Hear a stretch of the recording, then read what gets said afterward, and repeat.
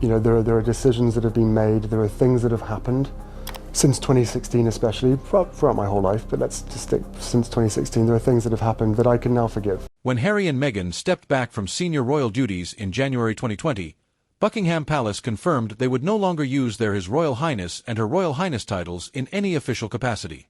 But here is what most people missed. The titles themselves were never formally revoked. They were suspended from public use, not cancelled. Under King Charles, that ambiguity was quietly, deliberately maintained. A father's instinct, perhaps.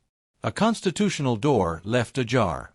Under a new sovereign, that door closes with the force of law.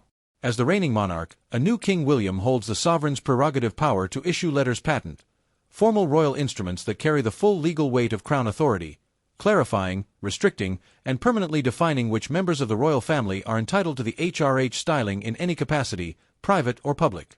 The House of Commons Library has confirmed that the HRH style is entirely at the sovereign's discretion to grant or withdraw. As of early 2025, the BBC reported that the Sussexes were still using HRH in private correspondence. Under a new reign, a single document, signed within hours of accession, ends that practice permanently. The commercial consequences reach further than most people imagine. Every piece of the Sussex enterprise, the Archival Foundation, the production deals, the speaking engagements that command six-figure fees per appearance, carries an implicit royal premium.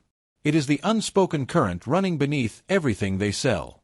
The moment even private use of HRH is formally and legally closed off, the institutional distance between Harry and Meghan and the British Crown becomes absolute. That registers very quickly in boardrooms. It registers even faster in the offices of the agents and booking managers who price access to the Sussex name. This is where the story becomes legally nuanced in ways that matter, and where a great deal of popular commentary gets it wrong. Queen Elizabeth II granted Harry the Dukedom of Sussex on his wedding day in May 2018. A dukedom is a hereditary peerage.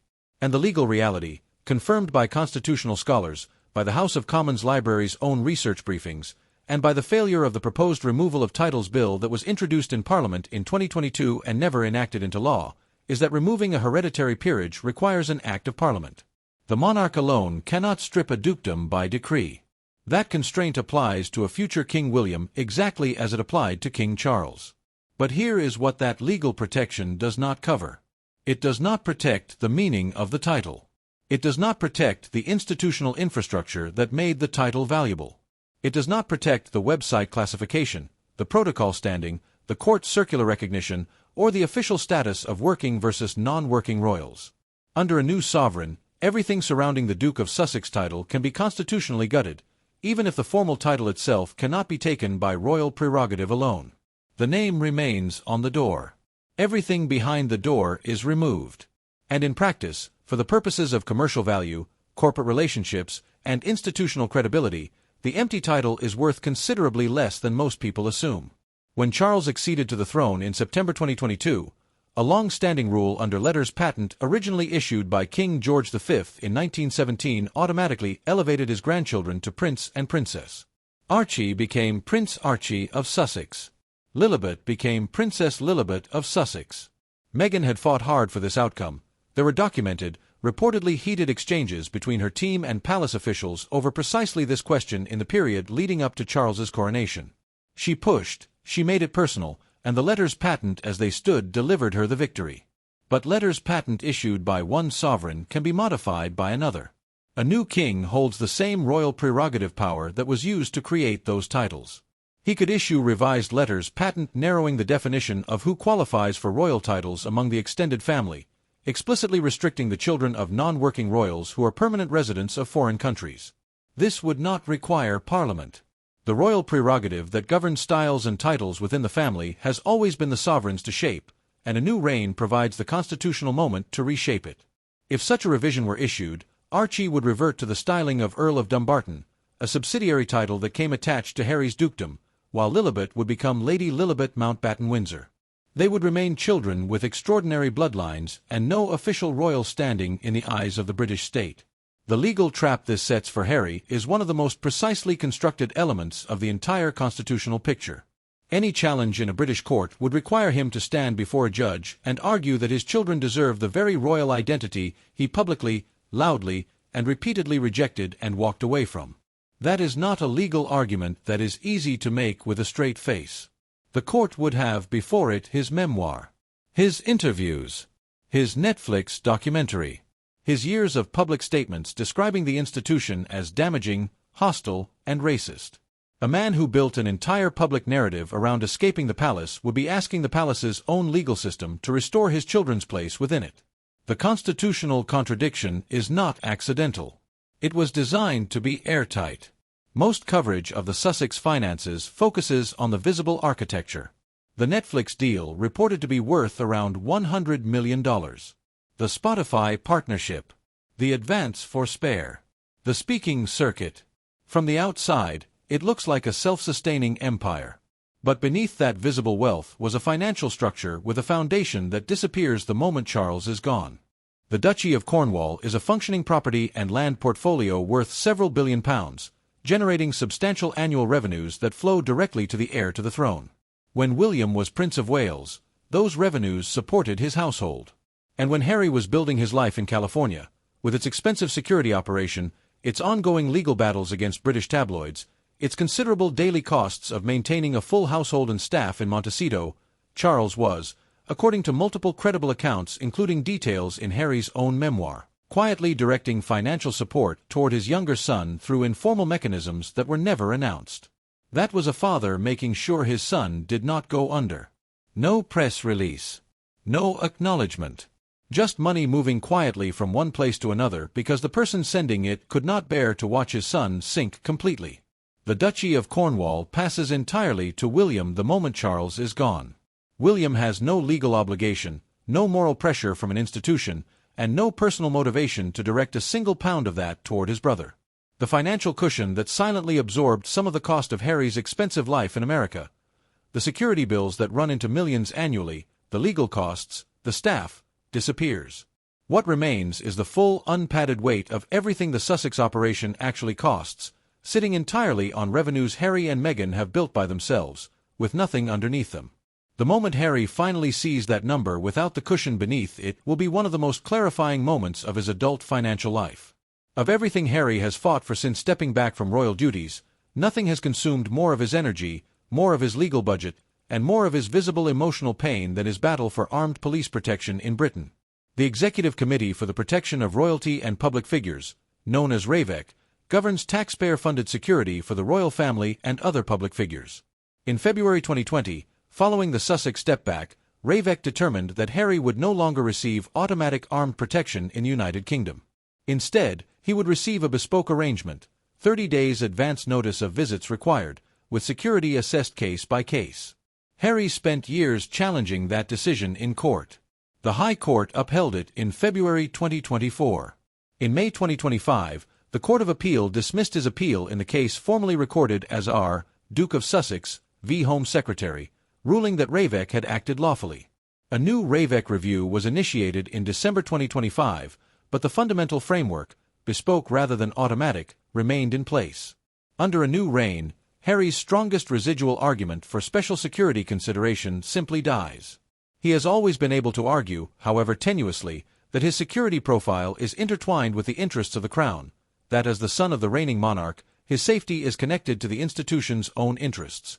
Once Charles is gone, that argument has no constitutional legs left. He becomes the non-working brother of the sovereign. A private citizen who lives in California. A man who wrote a memoir describing the royal institution in terms that make future security cooperation politically difficult to defend before any public committee. RAVEC, under a new reign, reviews his eligibility as a matter of course. The outcome is not genuinely in doubt. What makes this not just constitutionally significant but practically dangerous is a detail that almost never appears in mainstream coverage. Harry's private American security contractors cannot legally carry firearms on British soil. That is not a technicality. At an event like a state funeral, where hundreds of thousands of mourners line London streets, where the international threat profile is at its highest, and where Harry has reportedly faced credible threats to his life, the people surrounding him would be unarmed, operating entirely outside the Metropolitan Police's security perimeter. without weapons, without coordination, in one of the most high-profile public environments on Earth. At Queen Elizabeth's funeral in September 2022, there were desperate negotiations in the 48 hours before the service about whether temporary armed protection could be arranged. The answer was ultimately no. Under a new king, that emergency scramble becomes unnecessary because the answer will simply be no from the start, permanently and without appeal. In early 2023, Harry and Meghan were formally asked to vacate Frogmore Cottage on the Windsor estate. The property, a Grade II listed building on the grounds of Windsor Castle that had been their official UK residence, was subsequently made available to other members of the extended royal family. The last physical foothold Harry and Meghan had on British royal property was already surrendered 2 years ago. Under a new reign, even the theoretical possibility of that arrangement being revisited closes permanently. The grace and favor system that governs residences on the Crown Estate is tied directly and non-negotiably to active royal duties and a formal working relationship with the palace. Harry and Meghan satisfy neither condition. They live permanently in California. They have no royal duties. They have spent years on camera describing the institution as hostile and damaging. When Harry and Meghan fly to London for a state funeral, they will do so as private citizens without an institutional address in the country. A hotel booking. Not a royal residence. Not even the memory of a royal residence waiting for them. For Harry, who spent his entire childhood and young adult life moving through the physical geography of the British royal establishment, arriving in London as a visitor with no fixed address in the world his family built, that absence is more than logistical. It is a statement about what he is now and what he is no longer. Prince Harry served 2 full combat tours in Afghanistan. He flew Apache attack helicopters in Helmand Province in active war zones. He earned his campaign medals in the field, under conditions that most of his family could not have survived. By his own account, and by the account of those who served alongside him, the military was the only part of royal life that felt genuinely earned rather than handed to him by birth. The palace hierarchy was an accident of ancestry. The Apache wings were not. They were paid for in a way that throne rooms and official banquets simply are not. Which is exactly why what a new king holds over Harry in this respect reaches further than any constitutional mechanism. As the reigning sovereign, King William becomes Commander-in-Chief of the British Armed Forces. The right to wear military uniform at state occasions, at a lying in state, at a funeral service, at a vigil, is his to grant or withdraw at his absolute discretion. For working members of the royal family, that right is automatic. For non-working royals, it is entirely at the sovereign's pleasure. The preview of what that discretion looks like was delivered at Queen Elizabeth's funeral in September 2022.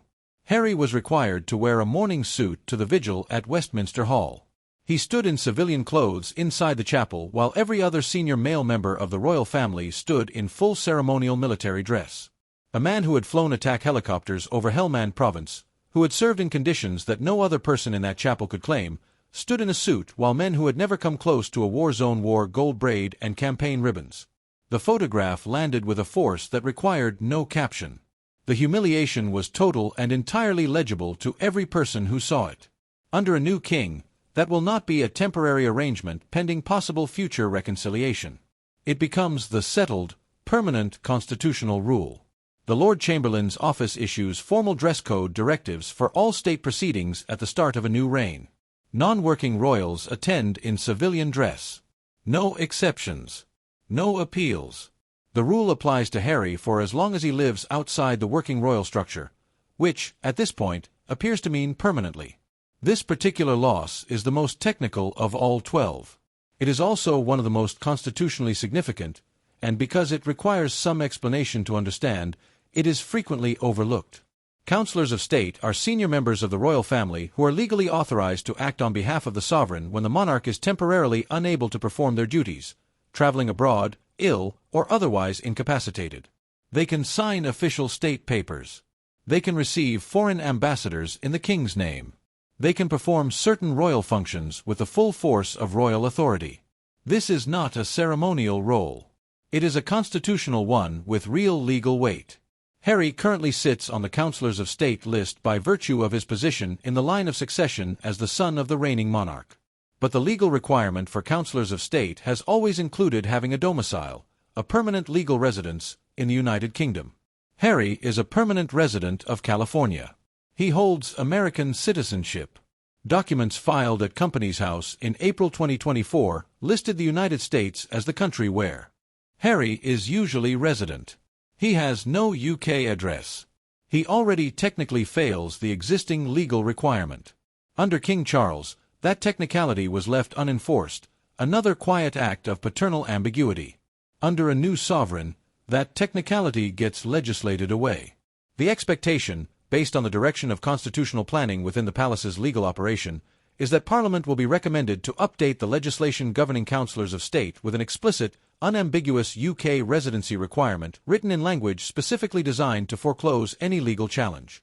When that amendment passes, and it will pass, because no member of Parliament will stand up to argue against it, Harry will have been formally removed not just from the practical working of the monarchy but from the very legal framework that gives senior royals their constitutional standing in British law. He will not be referenced. He will not be noted as an exception. He will simply be absent from the statute, as if the question of his inclusion had never arisen. Spare was a remarkable book for many reasons, but one of the most under-examined is its granularity. The kind of specific, documented detail Harry was able to deploy, situating his personal story within the institutional record, referencing the texture of private family correspondence and internal royal dynamics with a precision that went beyond unaided memory, suggested a degree of access to royal archival materials that contributed meaningfully to the book's authority and its impact. The royal archives at Windsor Castle are not open to the public. They hold private correspondence, internal documents, personal photographs, and official records spanning the full history of the House of Windsor. As the son of a reigning monarch with an active, if severely strained, relationship with the palace, Harry had a degree of family access to those materials that no private citizen, however wealthy, however famous, could replicate. Under a new sovereign, that access is gone. Access to the royal archives for non-working, non-resident family members is entirely at the king's discretion, and William has no obligation, legal, moral, or institutional, to extend research access to his brother, particularly when documents from those archives have previously been used to produce material the palace found damaging and embarrassing. The archive doors close quietly, without announcement, as part of the general reorganization of a new reign. What closes with them is harder to quantify but important to understand. Future accounts, future justifications, future memoirs or documentaries, all become harder to anchor in the documentary record. Memory is malleable. Paper is not. The Sussex story going forward will be told without the institutional receipts that gave the first telling its weight. That is a storytelling loss with significant commercial consequences for a couple whose entire enterprise is built on the power of their narrative. The British monarchy communicates in a language that requires no words. Physical proximity. Processional order. Seating placement. Who walks behind the coffin and who travels separately by car. Who stands at the vigil and who is directed to a pew in the congregation. Who is present in the private family moments that cameras occasionally capture and who is managed as a distinguished guest rather than a member of the institution. Every one of these choices is a constitutional statement, legible to every viewer worldwide who understands the code. The operational planning for a new reign includes precise choreography for every ceremonial occasion, the accession council at St. James's Palace, the lying in state, the funeral procession through London, the committal service. The Earl Marshal's office and the College of Arms spend years refining these arrangements. When Harry and Meghan attend, and they will attend, because Charles is Harry's father, their placement in that choreography will communicate their status with a clarity no official announcement could match or contradict. Harry will not be positioned in the inner circle of the accession council. As the non-working brother of the sovereign, he does not qualify for that proximity. Meghan, as the wife of a non-working royal who has publicly accused the institution of racism, will be managed for all protocol purposes as a private guest rather than a member of the family. They may not walk in the main procession behind the coffin. They may be directed to travel by vehicle while working royals and their spouses process on foot through the streets of London. Their seating inside the chapel will be visible but not significant. The private moments, the family gathered on the steps, the intimate vigil, the prayers before the cameras arrive, may simply not include them. The palace will not announce any of this. There will be no statement, no press release, no itemized list of exclusions. The positioning will simply appear in photographs that hundreds of millions of people will see. The gap between where Harry stands and where he used to stand will be the whole story, told in a single image. The British royal family's official website is not simply a public relations tool. It is a constitutional document in digital form, reflecting in near real time the recognized status of every member of the royal family in the eyes of the British state. Every corporate partner, every foreign government's protocol office, every media organization that covers the Sussexes consults that website as a primary reference point for understanding what Harry and Meghan's current status actually is. Under a new reign, the website is updated as a matter of standard administrative course. Harry and Meghan will not be deleted, the historical record cannot be expunged, and nobody will pretend they did not exist. But their profiles will be recategorized, moved away from the section representing working or senior members of the royal family and placed into something closer to an extended or legacy category. Their HRH styling will disappear from every new official publication. The court circular, the palace's daily official record of royal business, will not carry their names except in historical references. The repositioning will be quiet, technical, and absolute. Once the palace reclassifies their status on the official record, the reclassification flows outward into every other context automatically and immediately. Booking agencies update their internal records. Corporate partners' legal teams reread their contracts in light of the new standing. Protocol offices in foreign capitals adjust their briefing notes. The cascade of consequences from what is, technically, a website update is faster and more comprehensive in the digital age than any dramatic confrontation or formal announcement could ever be. There is one dimension of this that almost never gets examined honestly. Meghan has built a significant part of her public identity on the argument that the institution treated her unjustly. That argument has moral and commercial power precisely because she was once inside the institution. She was a duchess, a senior royal, a woman who had been given proximity to the oldest family in the world and was then, in her account, treated so badly she had to leave for the sake of her life. Once the palace formally reclassifies her as a private citizen with no royal standing, the story shifts. She is no longer a duchess the palace wronged. She is a woman the palace no longer recognizes. Those are not the same story. And the story that sells has always been the first one. Every exile carries within it, at its very core, one thing. The door. Not a promise. Not a plan. Not a formal reconciliation process with a timeline and a mediator. Simply the fact that the door has not yet been locked. As long as it exists, even if nobody is moving toward it, even if the distance between the two sides grows every year, the exile is technically a choice. A painful, apparently permanent choice, but a choice.